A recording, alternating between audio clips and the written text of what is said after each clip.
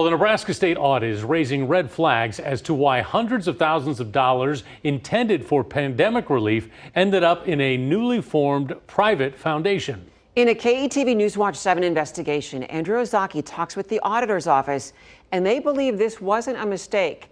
They've turned over these findings to the Attorney General and Lancaster County Attorney. In June of 2020, the Nebraska State Historical Society, now called History Nebraska, asked the Nebraska Historical Society Foundation for help due to COVID-19 shutting down museums. The foundation sent $270,000 to the agency in 2 checks, but Deputy State Auditor Craig Kubicek tells KETV Investigates they never got there. They were intercepted by the CEO and the director and deposited into a newly created foundation that did not go to support COVID. Its name, History Nebraska Foundation.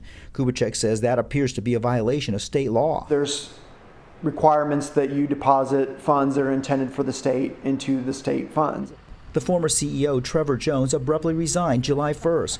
Kubicek says he apparently also broke the agency's policy by directing staff not to open certain mail and record incoming funds. There was definitely some intent to deposit these and make sure these 2 checks were not included on a list that somebody could look at later. That new foundation was set up in June of 2020, a board that Jones and several other History Nebraska officials sit on. There's a lot of red flags on what your intent was to basically hide where the money is actually going. Auditors subpoenaed the new foundation's bank records and found out 75% of its balance was made up of the $270,000 deposit. Without these 2 checks, they wouldn't have been able to run as a nonprofit or any entity at that matter because they wouldn't have any money. The auditor found only a few expenditures that could be considered private benefit for Jones. We turned our information over to the Attorney General and the Lancaster County Attorney's Office. They have not responded. History Nebraska did issue this statement, saying it takes the report very seriously.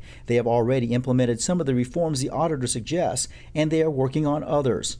In Lincoln, Andrew Ozaki, KETV Newswatch 7. Former History Nebraska CEO Trevor Jones is reportedly out of the country and did not respond to our request for comment.